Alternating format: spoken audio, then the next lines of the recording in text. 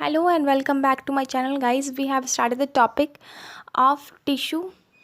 Guys, you are watching the channel Inspired with Anushka, and please be with me for the knowledge of the today's topic, what that is the plant tissue. We are going to start today the plant tissue, in which we will discuss today with the topic meristematic tissue once, and the next video we will discuss about the permanent tissue. So these two are the main parts or the types of tissue we know in plant section. So let's start the topic. On the basis of their ability to divide, plant tissues are classified into two types, that is meristematic tissue, which have the capacity to divide or multiply, and the second one is the permanent tissue, which have lost the capacity to multiply or to be grow. Okay, so meristematic tissue consists of the undifferentiated actively dividing cells. Okay, and the permanent tissue consists of the differentiation cells which have lost the ability to divide. So start the topic meristematic tissue. A meristematic tissue consists of a group of actively dividing cells present in the growing regions of the plant. Do you know, guys, what are the growing regions of the plant? Yes, the tip of the root and the tip of the stem. The tissues are responsible for the growth and development of the plant body. So to learn about the tissue which are responsible for the growth, you can perform some of the activities at your home also, that you have seen the potatoes, their shoots are and their nodes are started growing just like a bud in any season when it is kept preserved in the cold condition.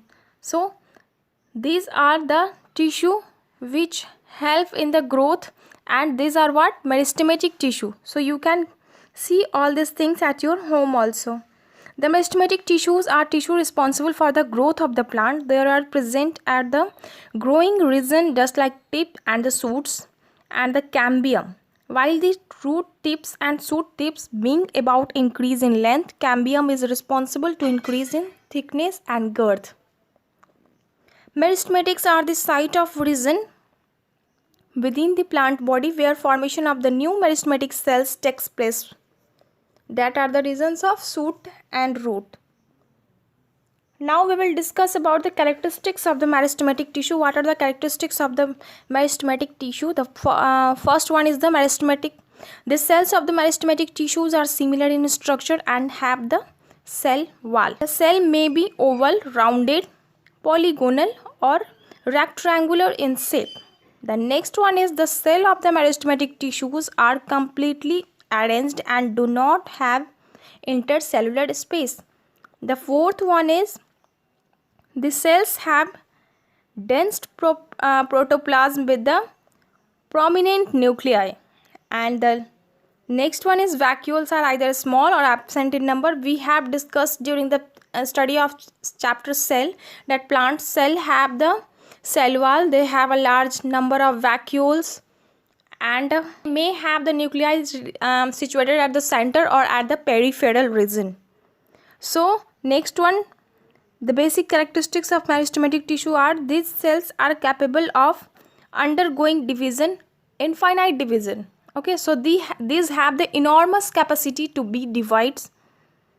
Okay, so the place of occurrence we have discussed that it always occurs at the tip of the root and shoots. On the basis of their position in the plant's body, meristematic tissues are divided in three types, that is apical meristematic, lateral meristematic and intercalary meristematic. We will discuss about all these three and then we will conclude the topic, and in next video we will start the permanent tissue.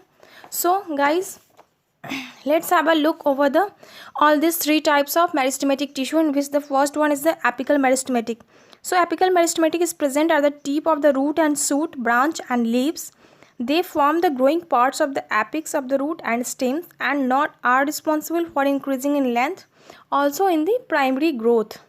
Okay, so this occurs. What are the conclusion of the apical meristematic? This occurs at the tip of root and shoots and brings about an increase in length of the plant. The second one is the lateral meristematic. It is present along with the lateral side of the stems and root. They divides only in the radius direction cork cambium, which lies beneath the bark of the primary cambium, lying between the xylem and phloem in the dicot stems, are the example of lateral meristematic. Lateral meristematic are responsible for the secondary growth, the growth in the thickness of stems and root.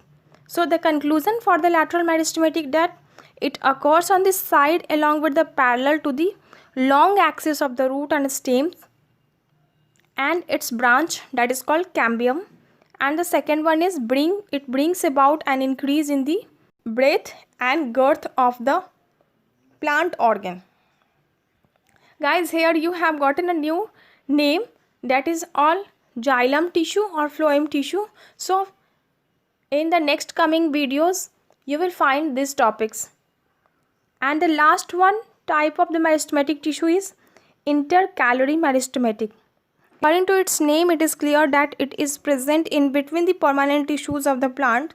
They may be present either at the base of the internodes, that is grasses, and in the wheat we can see this.